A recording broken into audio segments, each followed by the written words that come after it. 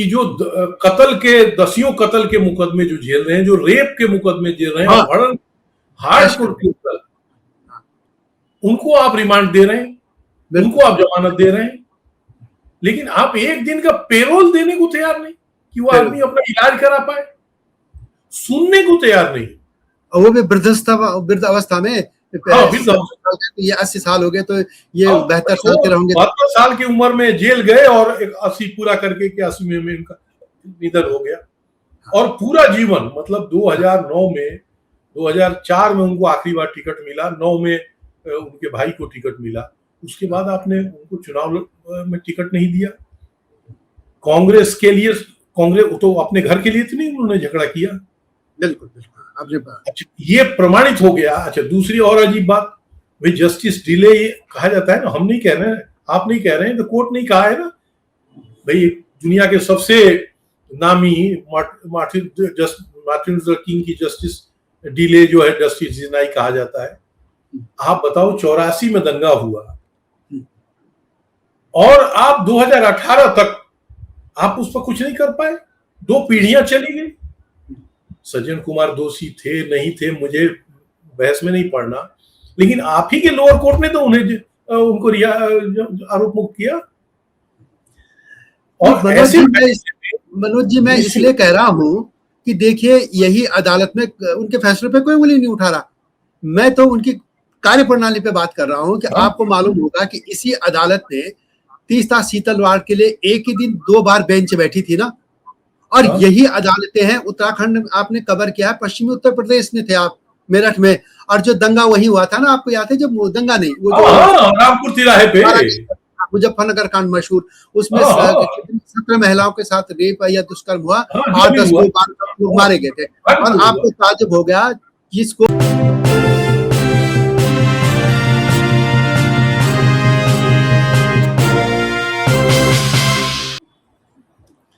दिल्ली के जनाधार वाले नेताओं में गिने जाने वाले सज्जन कुमार अब नहीं रहे, तो आज उन्हीं को याद करेंगे। और मेरे साथ हैं वरिष्ठ पत्रकार मनोज मिश्रा जी। तो ये सज्जन कुमार थे कि इतना ताकत होते हुए, मतलब आप मान के चले, अंडरस्टैंड, कि अगर उस व्यक्ति पर 1984 के दंगे का आरोप न होता, तो मैंने अपनी किताब में भी लिखा है और लेखों में भी ये कहता हूं, तो दिल्ली का सबसे बड़ा नेता सज्जन कुमार होता, जो अपने बूते चुनाव जीता और अपने बूते कई लोगों को सांसद और विधायक बनवाया। मैंने उनके आप किस्से जो हैं वो हरि कथा अनंत की तरह है। एक किस्सा मैं मजेदार सुनाऊं, देखिए व्यवहार और विश्वास कैसा होता है। 2004 का चुनाव था लोकसभा का, थोड़ा ही पहले मैं शीला दीक्षित मुझे आमतौर से बुलाया करती थी सुबह नाश्ते पर या भोजन पे या गप करने के लिए, मेरी भी दिलचस्पी थी। तो मैं गया, टिकटों पर बात हो रही थी, अचानक शीला दीक्षित का चेहरा एकदम उतर सा गया, बोली हद हो गई, कैप्टन अमरिंदर सिंह टिकट दिलवा रहे हैं जगदीश टाइटलर को, भाई सज्जन कुमार ने क्या पाप किया है? एक एक करके सीटों पर बात होने लगी कि इस सीट पर कौन, इस सीट पर। तो उन्होंने कहा कि सज्जन, 2 बार ये रिपीट किया। मैंने बात खत्म की और बाहर निकल के आया। बाहर निकल के आके उनके बाउंड्री पर, तब भी वो उसी से वहीं रहती थी, अभी 17 मथुरा रोड पे। बाहर निकल के मैंने सज्जन कुमार को फोन किया। मैंने कहा आप कहाँ हैं? तो उन्होंने कहा कि मैं मंगल का, उस दिन भी मंगल ही था संयोग से, तो बोले मैं हर मंगल को आता हूँ कनॉट प्लेस के हनुमान मंदिर में, हनुमान मंदिर आया हूँ। मैंने कहा आप जल्दी निपट लें और संभव हो तो भूपेंद्र सिंह हुड्डा जो हरियाणा के तो मुख्यमंत्री थे, उनसे बात करें, या न हो तो आप खुद आप शीला दीक्षित को फोन करें और फोन करके मिलने आए। मुझे लग रहा है आपके लिए शुभ संकेत है। ऐसा मैंने वो सारा घटनाक्रम बताया। आप यकीन नहीं मानेंगे, मेरे जैसा एक साधारण पत्रकार के कहने पर मैं वहां, फिर एक दूसरा फोन मुझे किसी आप जैसे आत्मीय मित्र का आ गया। मैं 15 मिनट खड़ा होके वहां गेट पर बात करता रहा। मैंने देखा कि सज्जन कुमार की गाड़ी वहां आई और फिर आपको जानकारी 2004 में उनको मिला, शीला जी के घर 2004 में उनको टिकट मिला और वो चुनाव जीते। उसी चुनाव का एक और किस्सा बता के और अपनी बात खत्म करूंगा। फिर आप जो पूछेंगे बताऊंगा। एक नेता है कांग्रेस के, आप भी जानते हैं, हम सबके बड़े, छतर सिंह, हाँ, जो जमाने में बाहरी दिल्ली से चुनाव लड़े और काफी पढ़े लिखे और लोकप्रिय व्यक्ति। हाँ, 2004 के चुनाव में शीला दीक्षित की पहली पसंद हम लोग मान के चल रहे थे कि छतर सिंह है। छतर सिंह को टिकट नहीं मिली और सज्जन कुमार को टिकट मिल गई। सज्जन कुमार की देखी ग्रेटनेस, उन्होंने छतर सिंह को अपना चुनाव अधिकारी बना दिया। चुनाव अधिकारी केवल नहीं बनाया, छतर सिंह उनका अपना एक, आपको जानकारी है, एक ही लड़का है सज्जन कुमार जी का, जगप्रवेश नाम है उसका। हाँ। जगप्रवेश को किसी को चुनाव के लिए पैसे देने थे, चुनाव में काम के लिए, तो सज्जन कुमार को गया कहने के लिए कि पैसा दीजिए हमें, फलाने जगह काम में देना है। तो उन्होंने कहा चाचा से ले लो। तो वो आया पैसे मांगने छतर सिंह को। छतर सिंह बोले अरे हद हो गई यार, पैसा तुम्हारा, हमसे क्यों मांग रहे हो? बोले नहीं, ऐसे ही पापा ने कहा है, पिताजी ने कहा है कि उनसे लो।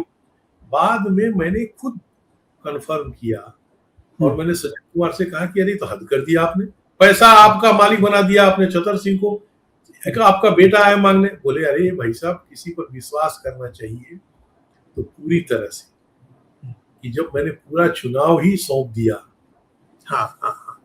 तो अब उसमें एक और किस्सा, वो कल छतर सिंह मुझे सुना रहे थे जब इनके निधन की खबर आई, तो वो बता रहे थे कि एक जगप्रवेश ने कोई एक पोस्टर छपवा दिया चुनाव में जो सज्जन कुमार को पसंद नहीं था। ये उसको पता चल गया, तो उसने मुझे फोन करके कहा कि चाचा मुझे बचा लो, पिताजी बड़े नाराज हैं। छतर सिंह जी ने चले गए उनके पास और बोले यार क्या हुआ, मैं तो वो पोस्टर मैंने छपवाया है और दिया है जगप्रवेश को बांटने के लिए। बोले जब आपने कर दिया तो फिर मुझे क्या करना। लेकिन तो ये गजब सज्जन कुमार का। तो मनोज जी एक चीज बताइए, भारत की जो न्याय प्रणाली है, क्योंकि आपने देखा होगा कि बहुत से कैसे कैसे क्रिमिनल लोगों को बीच में जो छुट्टी मिलती है ना, वो मिल जाती है पेरोल पे। हाँ, वो नहीं दिया। आप देखिए ना, बिहार के मुख्यमंत्री, पूर्व मुख्यमंत्री लालू प्रसाद लंबे समय से बाहर है। बहुत से लोग, कई बाबा टाइप जो लोग हैं, उनको मिलती रहती है। आखिर ऐसा क्या रहा कि सज्जन कुमार को एक दिन की भी छुट्टी नहीं मिली, पेरोल पे नहीं छोड़ा गया? ऐसा क्यों? और क्या कांग्रेस पार्टी ने भी? और एक और बात, जिस परिवार के लिए ये उन पे आरोप लगा दंगों का, उस परिवार ने और कांग्रेस ने उनको इस्तेमाल किया, यूज एंड थ्रो कर दिया, या मक्खी की तरह दूर से बाहर उठा के फेंक दिया। ऐसी कैसी पार्टी है जो, ठीक है वो अलग विषय हो सकता है, दंगों का नहीं होना चाहिए, वो सभी कौन उसको वो करेगा, लेकिन न्याय के भी तो दरवाजे होने चाहिए ना, कि भाई आप सुनिए, तो सुन ही नहीं रहे। कितने साल से वो जेल में रहे, सुप्रीम कोर्ट ने नहीं सुना। हाई कोर्ट में उनके कुल 9 मामले थे, 9 में से 8 में वो बरी हो गए थे। एक मामले पे उनको सजा हुई थी, वो सुप्रीम कोर्ट में था। उसी तरीके से एक जो स्पेशल कोई जो जांच हुई थी एसटीए या किसकी, उसमें 3 मामले थे, उनमें से 2 में बरी हो गए थे, एक में लोअर कोर्ट ने सजा दी थी, हाई कोर्ट में उसमें रिव्यू चल रहा था, सुनवाई हो नहीं रही। आप उनको पेरोल पे नहीं छोड़ रहे, कांग्रेस पार्टी ने इनको छोड़ दिया मक्खी की तरह। जब भीड़ जुटानी होती थी तो सज्जन कुमार, ऐसा क्यों किया इस कांग्रेस पार्टी ने या इस परिवार ने? देखिए, दोनों विषय पर मैं कह रहा हूँ। देखिए, ये इससे बड़ा दुर्भाग्य, हम लोग न्यायिक व्यवस्था पर कोई सवाल उठाने की न हमारी हैसियत है और न हमें उठाना चाहिए। हम पत्रकार हैं, हम जानते हैं कि कानूनी फैसलों पर, लेकिन आप बताइए क्या न्याय है?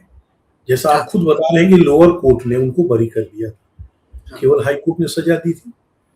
आपको यकीन नहीं होगा, 8 साल में उनके 50 पिटीशन सुनने के लिए, पत्नी बीमार हैं, उनको देखने जाने के लिए, खुद बीमार हैं इलाज के लिए। आप उठा के देखिएगा और किस्सा अखबारों की क्लिपिंग देखिए। कई बार हाई कोर्ट ने कहा कि हम एक पैनल बना रहे हैं मेडिकल, जो सज्जन कुमार की जांच करेगा, तो पैनल बनाना कुछ नहीं हुआ। अभी आखिरी दिनों, इनके मरने के हफ्ते 10 दिन पहले उनके आंख का ऑपरेशन, एक आंख का ऑपरेशन हुआ, तो वो एम्स गए थे। ऐसा क्या कैसे हो गया कि जो कत्ल के, दसियों कत्ल के मुकदमे जो झेल रहे हैं, जो रेप के मुकदमे झेल रहे हैं, हार्डकोर के ऊपर, उनको आप रिमांड दे रहे हैं, उनको आप जमानत दे रहे हैं। लेकिन आप एक दिन का पेरोल देने को तैयार नहीं कि वो आदमी अपना इलाज करा पाए, सुनने को तैयार नहीं। और वो भी वृद्ध अवस्था में, हाँ, ये 80 साल हो गए तो ये 72 साल के रहेंगे। 72 साल की उम्र में जेल गए और 80 पूरा करके 81 में उनका निधन हो गया। और पूरा जीवन मतलब 2009 में 2004 में उनको आखिरी बार टिकट मिला, 9 में उनके भाई को टिकट मिला, उसके बाद आपने उनको चुनाव में टिकट नहीं दिया।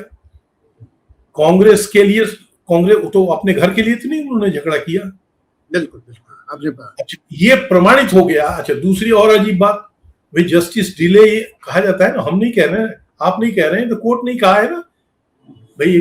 दुनिया के सबसे नामी मार्टिन लूथर किंग की जस्टिस डिले जो है जस्टिस डिनाई कहा जाता है। आप बताओ 84 में दंगा हुआ और आप 2018 तक आप उस पर कुछ नहीं कर पाए, 2 पीढ़ियां चली गई। सज्जन कुमार दोषी थे नहीं थे मुझे बहस में नहीं पड़ना, लेकिन आप ही के लोअर कोर्ट ने तो उनको आरोप मुक्त किया। और मनोज जी मैं इसलिए कह रहा हूं कि देखिए यही अदालत में उनके फैसलों पे कोई उंगली नहीं उठा रहा। मैं तो उनकी कार्यप्रणाली पे बात कर रहा हूं कि आपको मालूम होगा कि इसी अदालत ने तीस्ता सीतलवाड़ के लिए एक ही दिन 2 बार बेंच बैठी थी ना। और यही अदालतें हैं, उत्तराखंड आपने कवर किया है, पश्चिमी उत्तर प्रदेश में थे आप, मेरठ में, और जो दंगा वही हुआ था ना, आपको याद है, जब दंगा नहीं, वो जो रामपुर तिराहे पे मुजफ्फरनगर कांड मशहूर, उसमें 17 महिलाओं के साथ रेप या दुष्कर्म हुआ, 8-10 लोग मारे गए थे। और आपको ताज्जुब हो गया, जिसको हुए कितने साल हो गए, 2-3 दशक हो गए हैं, है ना, 3 दशक पूरे हो गए 94 में, ये 2024 में, ये 2 साल और हो गए, 32 साल। अब तक सिर्फ और सिर्फ लोअर जो सीबीआई की अदालत है उससे सजा हुई है। कब ये हाई कोर्ट जाएगा, कब मामला सुप्रीम कोर्ट जाएगा, भगवान जाने। इस न्याय प्रणाली की मैं बात कर रहा हूँ। न्याय प्रणालियों को ये तो बड़ा है कि यहाँ पे लोग आदमी सेक्स करें, यानी वो जो कहते हैं उनको क्या, होमोसेक्स जो भी कहते हैं ना, ये तो उस पर बहुत चिंतित है वो लोग, लेकिन ये लोगों पे उन पर कोई देख नहीं रहा। इसलिए मैं इसकी कार्यप्रणाली पर बात कर रहा था, इसलिए मैंने ये बात कही। नहीं, आप मुझे बताओ कि ऐसा कभी हो पाया है क्या? आप एप्लीकेशन सुनने को तैयार नहीं, सुनने को तैयार, आप देखने को तैयार नहीं। फैसला तो आप बाद में दोगे, लेकिन आप बताइए, बीजेपी के लोगों ने ऑफिशियली कहा ये बात कि हम ना होते तो सजा नहीं होती। इसका मतलब कोर्ट ने नहीं, बीजेपी और कांग्रेस से सजा दिलवाई है सज्जन कुमार को। हाँ बिल्कुल, इसका तो क्या मतलब है? आप ये कह रहे हैं भाई, अगर कोर्ट में मान लीजिए मैंने कोई अपराध किया, मेरे खिलाफ प्राथमिकी दर्ज हुई, एफआईआर दर्ज हुई, मेरी गिरफ्तारी हुई, कोर्ट ने सुनवाई की, मुझे सजा दिया, बरी किया, ऐसा कैसे आप कह रहे हैं कि मेरी सरकार ना होती, हमारी पार्टी की सजा नहीं होती?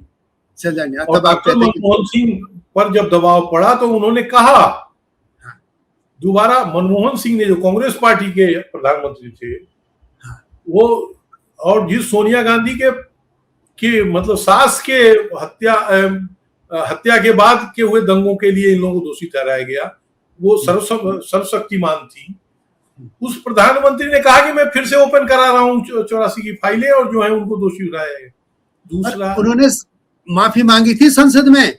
हाँ, मैं उसमें वो था कि जब वो माफी मांग रहे थे, डॉक्टर जिन लोग जो मरे हैं या जिन लोग को जिनकी हत्या की गई है, भाई उनकी कोई भरपाई नहीं है, उनको जो आपने सहूलियतें दी है जो भी हुई। लेकिन आप बताओ कैसे 84 की सजा आप अभी 2026 में अभी तक आप तय नहीं कि कौन दोषी है? आजीवन कारावास दिया हाई कोर्ट ने, और वो वही हुआ। तो इसका मतलब देखिए ना, अभी एक पिक्चर आई थी पंजाब में, वो एक पिक्चर थी ना जिसमें बड़ा बवाल हुआ था कि आप एक तरफा कर रहे हैं, और जो गिल थे वहां के जो डीजी उनको आरोपित बना रहे हैं। तो ये भी एक तरफा हुआ है कि आप ठीक है जो भी मामले थे, दूसरी तरफ जो कितने 30-32 हजार हिंदू मारे गए, उन पर कोई बात ही नहीं हुई। कौन से उनके दोषी, कोई बात ही नहीं हुई। और लगता है कि बीजेपी ने भी यही लाइन ली, और कांग्रेस तो फिर आंख मूंद गई अपने। तो फिर ऐसे में कौन पार्टी के लिए काम करेगा? हाँ, ये भी तो देखिए। आप देखो, ये तो सज्जन कुमार की भलमनसाहत थी कि मैं त्याग मानता हूँ। ये हो सकता है हम लोगों की कमजोरी की, हम लोगों से आत्मीयता उनकी। आप बताओ, ऐसा व्यक्ति राह चलते। मतलब मैं एक और छोटी सी आपको घटना का जिक्र करता हूँ। एक सज्जन थे PRO रांगी, हाँ दिल्ली हाँ, सरकार, दिल्ली सरकार में। वो अति पत्रकार प्रेमी थे। वो हाँ, बड़े एक दिन मेरे पीछे पड़े कि उनका कोई रिश्तेदार है, हम्म, वो डेली वेज पर हरियाणा विधानसभा चंडीगढ़ में काम करता है, कि वो उसको आप परमानेंट करवा दो। मैंने कहा मेरी कोई वहां कोई परिचित नहीं है। बोले है ना, हुड्डा जी अगर चाहेंगे तो हो जाएगा। मैंने हुड्डा जी से भी मेरा बहुत परिचय नहीं है, एक आध बार दुआ सलाम है। बोले नहीं, सज्जन कुमार अगर चाहेंगे हाँ तो हो जाएगा, आप हाँ, बताओ। मैंने सज्जन कुमार को फोन किया, मैंने कहा जी मुझे नहीं पता कि आप कर पाएंगे नहीं कर पाएंगे या वो क्या है, हाँ, लेकिन वो ऐसा मुझ पर दबाव डाल रहा है, तो अगर ये हो सकने वाला काम होगा तो आप करा दीजिएगा। हाँ, एक दिन मैं दफ्तर से लौट रहा था, हाँ, अभी जहां मैं रहता हूँ वो रास्ता और नोएडा जहां हमारा बाद में दफ्तर चला गया था जनसत्ता का, हाँ, उसके बीच में एक शॉर्टकट है जिससे मैं बाइक से आ रहा था। तो हाँ, बार बार मोबाइल पे घंटी बजे, मुझे समझ में ना आवे कि ये रात को इतने बजे कौन बजा रहा है। हाँ, तो मैंने एक लैंप पोस्ट के नीचे मोटरसाइकिल रोक के हेलमेट निकाल के मैंने देखा तो सज्जन कुमार। हाँ, तो मैंने रोक के कहा, मैंने कहा जी बतावें। तो हाँ, बोले लीजिए, हुड्डा जी बगल में खड़े हैं, आप उनसे बात कीजिए। हाँ, हुड्डा जी ने मुझे कहा कि भाई साहब आपका संदेश मुझे मिल गया हाँ, और सज्जन कुमार जी ने आपकी बड़ी प्रशंसा की है, आप मुझे कभी एक कप चाय पीने का मौका दें, और फलना ढिमकाना जो भी करना था। खैर वो हुआ नहीं हुआ मुझे नहीं पता, लेकिन कहने का मतलब ये, जिससे उनका कोई सरोकार नहीं, हाँ, हरियाणा का मामला, हाँ, विधानसभा का मामला, तो वो दिल्ली के नेता, न MP थे न MLA थे, केवल इसलिए कि मैं कह रहा हूं इसलिए वो पैरवी करने। हाँ, यानी दोस्ती निभाने। हाँ, ग्रेटर नोएडा में मेरे बेटे की शादी थी और शाम को आ गए, मैं तब तक पहुंचा नहीं था, वो हमारे समधी से मिले, समधी का मेरे पास फोन आया कि सज्जन कुमार जी आके जा रहे हैं, आप आए नहीं। तो मैं भागा हुआ फिर गया, खैर मेरे से भेंट नहीं हुई। लेकिन इतना कमिटमेंट, इतना स्नेह कोई आदमी दे, आपको यकीन नहीं होगा लखेड़ा जी। मतलब बहुत सारी चीजें कहनी चाहिए नहीं कहनी चाहिए मुझे समझ में नहीं आता, क्योंकि इतना मन भरा हुआ है इस आदमी के मौत से।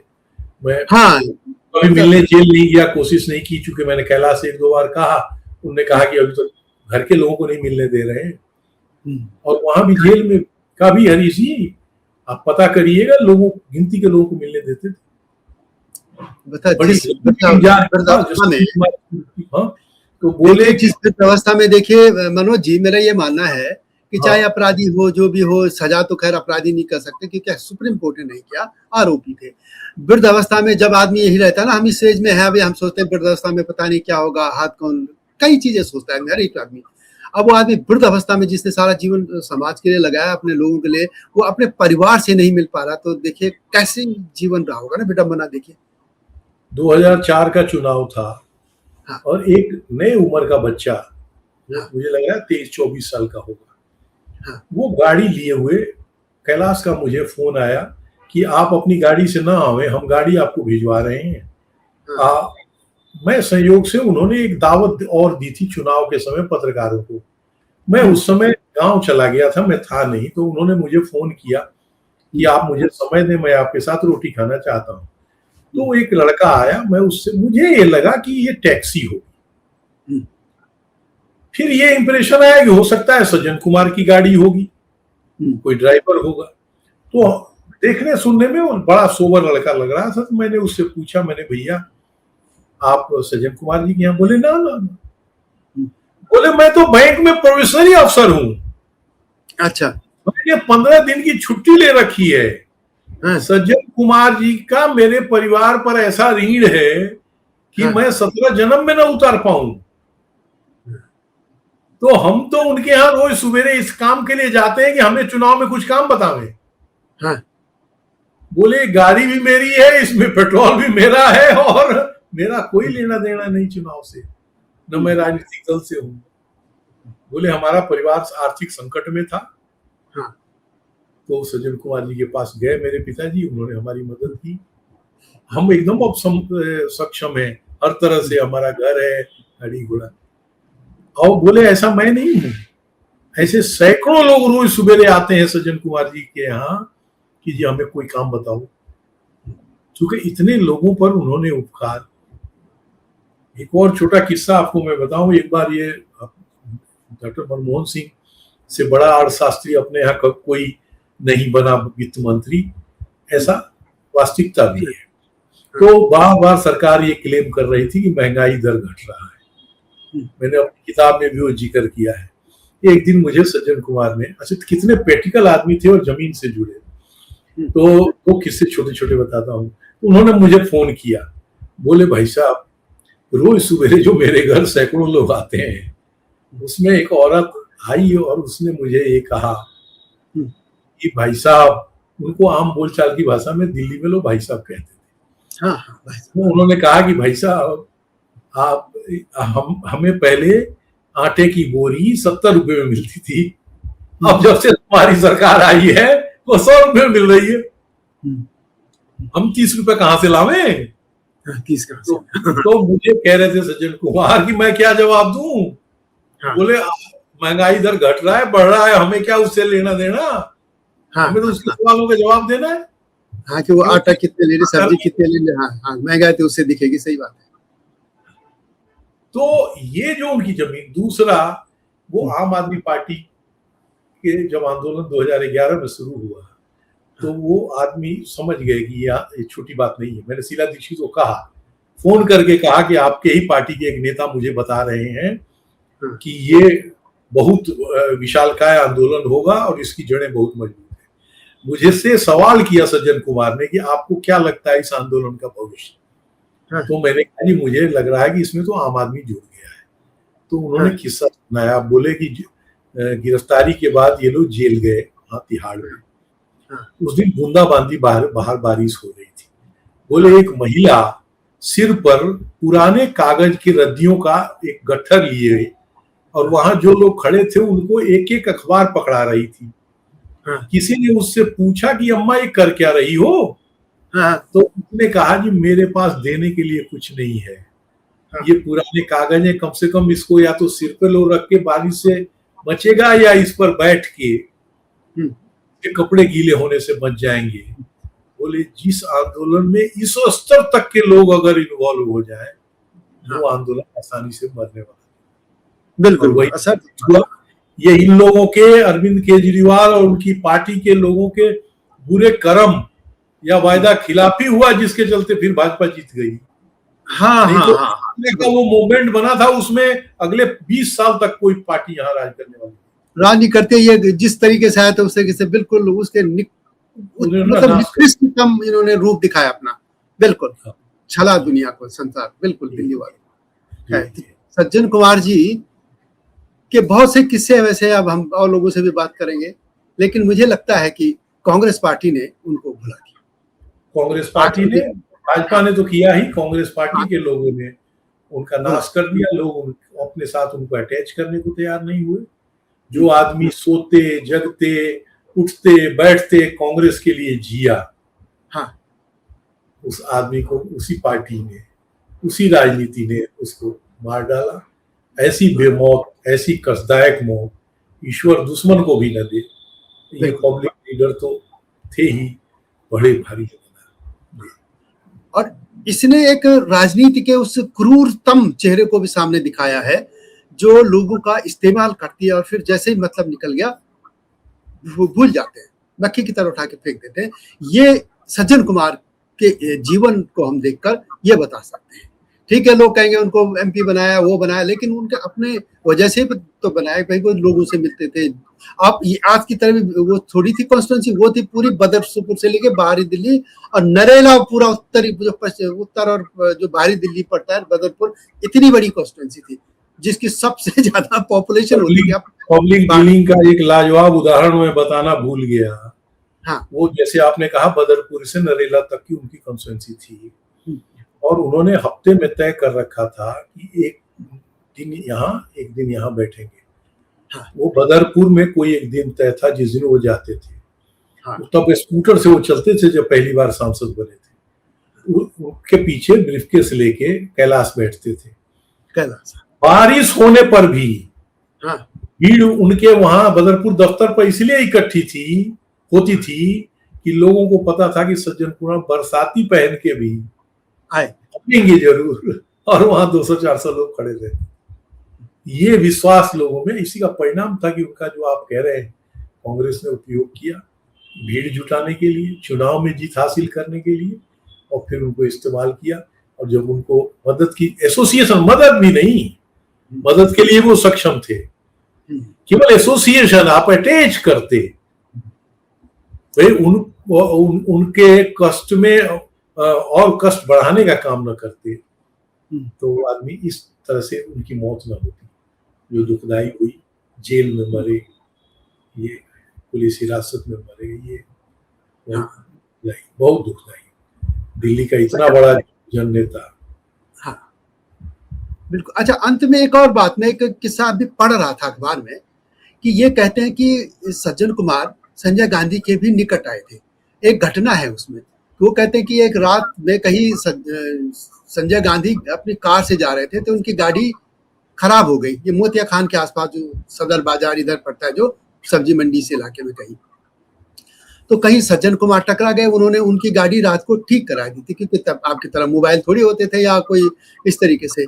और तब वो फिर निकट उनके करीब आए थे। फिर वो, जैसे आपने पहले भी कहा कि जो भगत साहब थे, उनके साथ निकल के आगे चले गए पॉलिटिक्स में। लेकिन सवाल ये कि जब संजय गांधी यानी इंदिरा गांधी परिवार की गाड़ी पंचर हुई तो सज्जन कुमार ने ठीक कराई, लेकिन जब सज्जन कुमार की गाड़ी पंचर हो गई तो कांग्रेस ने मुंह फेर दिया। चलिए, तो आज के लिए इतना ही। सज्जन कुमार जी को हम एक बार फिर याद करते हैं, और ऐसी कत किसी का न हो, हम यही कहेंगे ना, कहेगा किसी ऐसे बड़े जननेता की इस तरह दुखदाई मौत न हो, चाहे वो किसी दल का हो। अगर वो किसी भी व्यक्ति की ऐसी ना हो, किसी दोषी थे तो उसी समय फांसी पर लटका देते, लटका, हाँ, फांसी पर लटकाते। तो साबित हुए इस आदमी को मानसिक, शारीरिक, हर तरह से आपने टॉर्चर किया। ये बड़ी दुखदाई है, बहुत दुखदाई, बहुत दुखदाई। पता नहीं अब आग में क्या होगा, लेकिन ये दिल्ली में बरसों याद रखा जाएगा कि एक इतना बड़े कद का नेता, वो आपने एक दिन की रिमांड नहीं दी बीमारी के नाम पर, वो कहता रह गया मैं बीमार हूं, मेरी तबीयत नहीं ठीक है, और उसको जेल में उसकी मौत। तो आज के लिए इतना ही। और भी नेताओं के लेके इस तरीके में, हमने पहले भी कहा था एक सीरीज शुरू करेंगे, तो आज इस तरीके से, ये दुखद तरीके से एक शुरू हुई है ये सीरीज। तो हम और नेताओं के बारे में बात करेंगे, अभी सज्जन कुमार जी के बारे में और बात करेंगे। लेकिन इस वीडियो को जरूर देखिएगा, अपने कमेंट जरूर दीजिएगा इस न्याय व्यवस्था पे, पॉलिटिकल पार्टियों के बारे में क्या उनका रुख होता है, क्या है, सब कुछ लिखिएगा। और वीडियो को शेयर भी कीजिएगा, मैं कीजिए आपसे अनुरोध है, विनम्र अनुरोध है। तो जल्दी आएंगे, तब तक नमस्कार। हिमालय पे पेड़ हो तो गीत गाएंगी नदियाँ, गीत गाएंगी नदियाँ। पेड़ों पे चिड़िया है तो गीत गाएंगी नदियाँ, पेड़ों पे चिड़िया है तो गीत गाएंगी नदियाँ। माँ की लोरी जैसे होते हैं नदियों के गीत,